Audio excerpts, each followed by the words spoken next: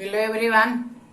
तो आज हम बात करने वाले हैं आपका micro processor and micro controller दोनों सब्जेक्ट का सबसे लास्ट यूनिट, यानी आज के बाद यानी ये पूरा समाप्त हो जाएगा।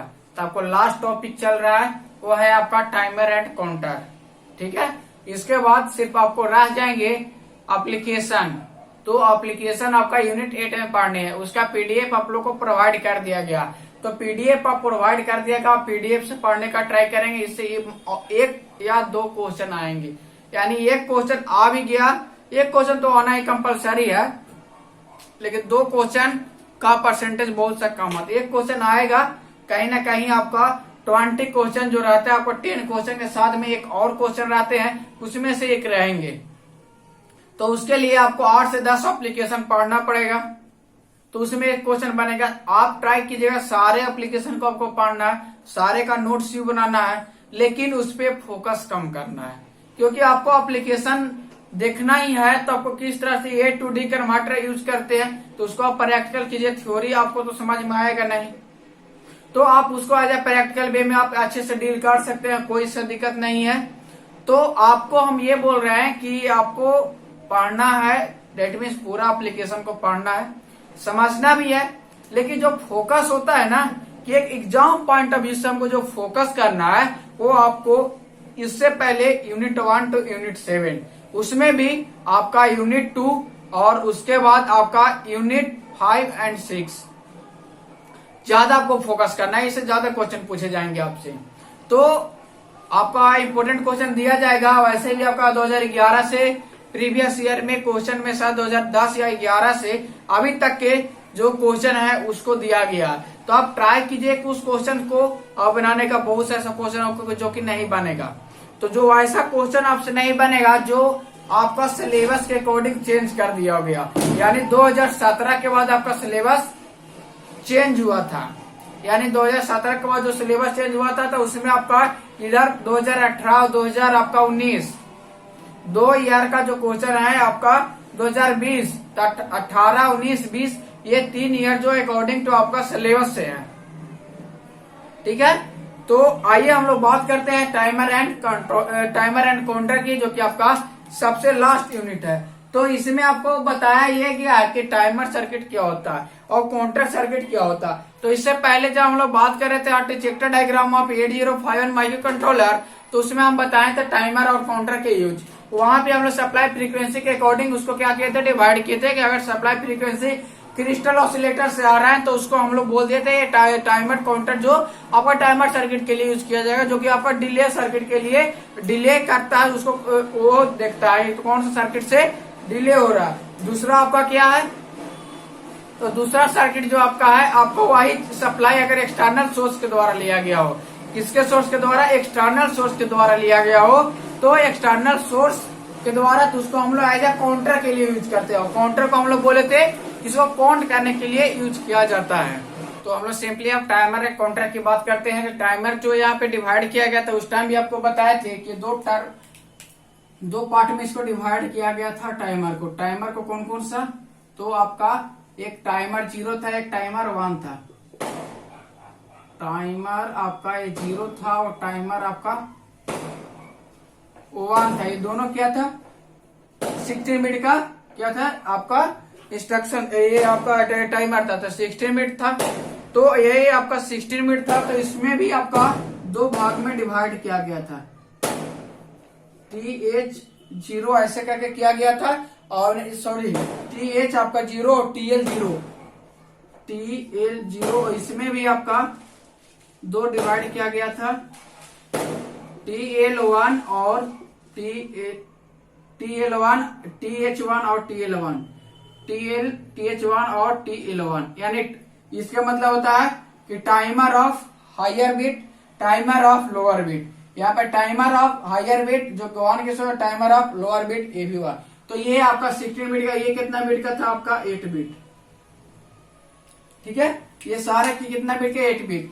इसको जब चाहे हम पेयर के रूप में यूज कर सकते हैं, जब चाहे तो हम पेयर के रूप में यूज कर सकते हैं, जब चाहे तो इंडिविजुअली अलग अलग यूज कर सकते हैं। सेम कंडीशन यहाँ पे, ये दोनों मिला के 16 बीट था, ये 8 बीट और ये 8 बीट। ठीक है, तो अभी हम आपको बताया कि टाइमर और काउंटर को हम लोग किस तरह यूज किए थे, वो चीज आपको देखे। वहां पे सिर्फ सप्लाई फ्रीक्वेंसी का अलग अलग बेसिस से वहां पे एक डिले सर्किट के लिए यूज करते हैं और काउंट के लिए यूज करते हैं, यानी कितना पल्स हो रहा है, कितना परफॉर्म कर रहे हैं, यानी कितने मशीन साइकिल को जनरली हम बोले थे कि मशीन साइकिल के लिए यूज किया था, कितने मशीन साइकिल परफॉर्म हो रहा है उसको काउंट कर रहे थे। कौन था? काउंटर। और डिले सर्किट को सिंपली टाइमर शो कर रहा था कि सर्किट में डिले है। ठीक है, तो ये दो ऑपरेशन हम लोग को क्या हो रहा था, परफॉर्म हो रहा था इसमें। ठीक है, तो इस तरह दो, और यहाँ पे सेपरेट रजिस्टर आपका बताएगा, एक लो बाइट है, कहा आपका हाई बाइट है, जो कि आपको यहाँ से एक लो बाइट है, एक हाई बाइट है, यहाँ भी एक लो बाइट है और यहाँ भी आपका एक हाई बाइट है। इस तरीके से हम लोग दोनों टाइमर को दो भाग में बांटे, टाइमर 0 और टाइमर आपका 1, दोनों ही ध्यान रखिएगा कि 16 बिट का क्या था, रजिस्टर था।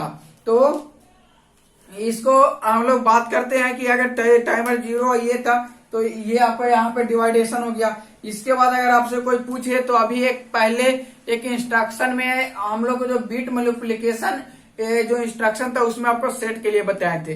अगर यहाँ पे काउंटर बाय यूजिंग 2 इंस्ट्रक्शन, अगर आप बोले कि कोई 2 इंस्ट्रक्शन को अगर काउंटर को स्टार्ट करना है, काउंटर को क्या करना, स्टार्ट करना है, तो इसको लिए हम सेट इंस्ट्रक्शन को यूज करते हैं। इसको शायद ऐसा इंस्ट्रक्शन अगर कहीं पे अगर एग्जाम में पूछ दे तो आप लोग याद, अगर ये टाइमर 0 है, ये टाइमर आपका 1 है, कोई भी टाइमर है, इसको स्टार्ट करना, तो इसके लिए एक इंस्ट्रक्शन लिखते हैं स्टार्ट करने के लिए, यानी टाइमर 0 को स्टार्ट करना है।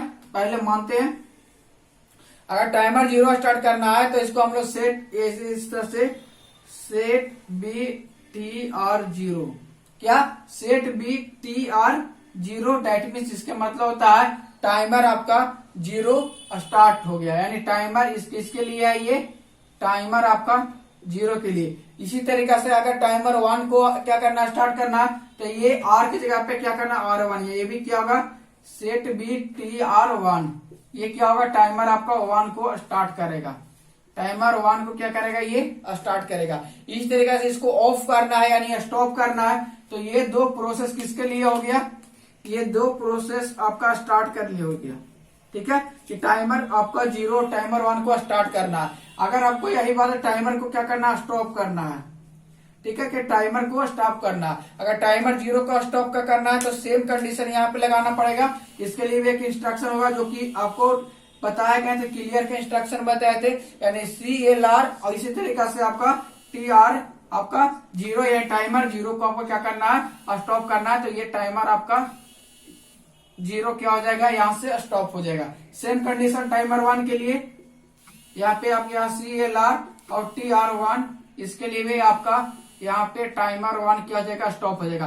तो ये दो प्रोसेस है, इस इंस्ट्रक्शन के द्वारा टाइमर 0 और टाइमर 1 को हम क्या कर सकते हैं, स्टॉप कर सकते हैं। ठीक है, तो यहाँ से ये पॉइंट किस तरह से इसको स्टार्ट करेंगे और किस तरह से इसको हम लोग स्टॉप करेंगे, ये इंस्ट्रक्शन लगाएंगे। तो जो भी हमको काम करो टाइमर 0 के साथ काम करवाना होगा, ये टाइमर 1 के साथ, तो दोनों बताया गया कि टाइमर के लिए कौन सा कंडीशन लगाए, कौन सा क्लॉक फ्रीक्वेंसी लेंगे।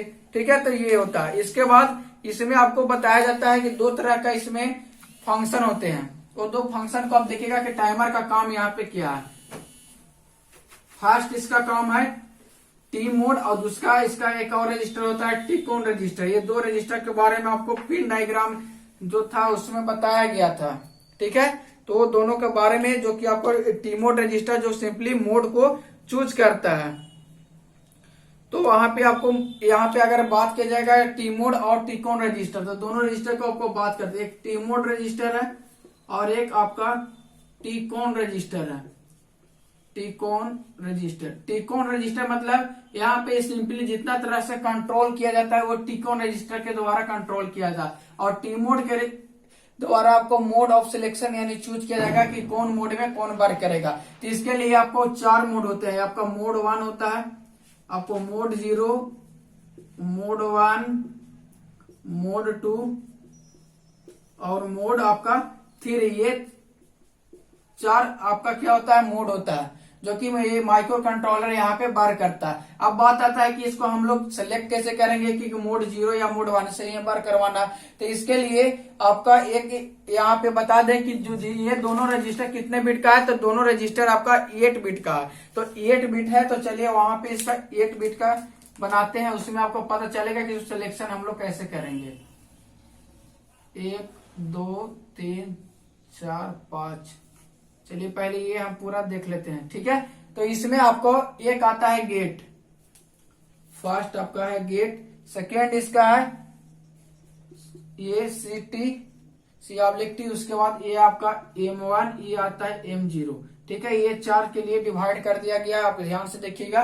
फिर से आपका होता है गेट, यहाँ पे ये M0 और यहाँ पे M1, इस तरीका से आपका होता है M1 और M0, ठीक है। ये अब यहाँ पे गेट दोनों के लिए क्या कॉमन रहता है, ये भी कॉमन, सारा कॉमन। यहाँ M0 और M1 से इसको वे सिलेक्शन करते हैं। यहाँ पे इसको वर्क वाइज गेट का काम यहाँ पे क्या होगा, तो गेट का काम होगा। अगर इसको अगर हम लोग 0 सेट करते हैं तो ये स्टार्ट एंड स्टॉप यहाँ पे वही परफॉर्म करेंगे, ठीक है। तो टाइमर 0, इसी से आप यहाँ गेट 0, तो टाइमर का यहाँ पे पता चलेगा। लेकिन अभी हम इस सब को पढ़ चुके हैं, अब इससे हम लोग को मोड पढ़ना है, कौन कौन से मोड होता है। तो यहाँ पे आपका M0 M1 है, इसी मोड के द्वारा इसको हम लोग सिलेक्शन करते हैं। जिस तरीका से हम लोग बैंक का सिलेक्शन किए थे, रजिस्टर बैंक का RS1 और RS0, जो कि आपको PSW में पढ़ना था, उसी तरीका से इस मोड को भी यहाँ पे हम सिलेक्शन करेंगे, M1 और M0 को, ठीक है। अब यहाँ से आता है कि M1 M0 से यहाँ क्या करना, आपको सिलेक्शन करना। तो अगर यहाँ पे ये दोनों का कॉम्बिनेशन जो होता है, अगर 0 0 हम लोग देंगे तो मोड क्या होगा, यहाँ 0 से क्या होगा, कम होगा। उसके बाद अगर यहाँ पे अगर 0 और 1 इस कॉम्बिनेशन बीट को हम लोग प्रोवाइड करेंगे तो मोड 1 से कम होगा। अगर 1 0 ये कॉम्बिनेशन हम लोग करेंगे तो मोड 2 से वर्क होगा, ठीक है। अगर 1 1 दोनों कॉम्बिनेशन M1 और M0 का कॉम्बिनेशन अगर 1 1 होगा तो मोड 3 से वर्क करवाएंगे, ठीक है। तो कौन सा मोड आपको सिलेक्शन करना है ये आप पे डिपेंड है, ठीक है। इसके बाद यहाँ पे बताया जाता है कि सबका एक स्पेशल बीट है, तो ये आपका ऑब्जेक्टिव पॉइंट ऑफ व्यू से ज्यादा इंपॉर्टेंट होगा। मोड 0 जो आपका है ये 13 बीट, कितना ये, इसका स्टोरेज क्षमता क्या है, स्टोरेज कैपेसिटी ये 13 बीट का होता है। और मोड 1 आपका 16 बीट टाइमर मोड, यानी इसके बाद ये 16 बीट टाइमर मोड। अगर यहाँ टोटल में पॉसिबल एड्रेस पूछा जाएगा तो 2 के पावर 13 कर सकते हैं, यहाँ निकल जाएगा, यानी 2 के पावर 16 कर सकते हैं, यहाँ भी इसका पूरा वैल्यू निकल जाएगा। अगर मोड 2 की बात किया जाए तो यहाँ पे ऑटो रिलोड मोड, यानी 8 बीट का होता है। ये क्या होता है, 8 बीट का, और ये ऑटो रिलोड मोड में ये क्या करता है, वर्क करता है। मोड 3 की बात किया जाए तो मोड 3 स्प्लिट टाइमर मोड, यानी ये जो होता है स्प्लिट टाइमर मोड की तरह यहाँ पे इसको वर्क करवा सकते हैं। तो ये आप इस मोड को याद रखें, ऑब्जेक्टिव पॉइंट ऑफ व्यू से ज्यादा इंपॉर्टेंट आपका होगा, ठीक है। तो ये पूरा टाइमर एंड काउंटर आपका जो था इतना ही पढ़ना था, ठीक है। तो ये टाइमर एंड काउंटर आपको जो भी और था, टाइमर का आप टाइमर एंड काउंटर को एज ए टाइमर यूज करेंगे, टाइमर एंड काउंटर को एज हम लोग काउंटर का यूज किए, इसे स्टार्टिंग में ही आपको बताएं, ठीक है। तो ये पूरा पॉइंट आपको क्लियर हुआ होगा।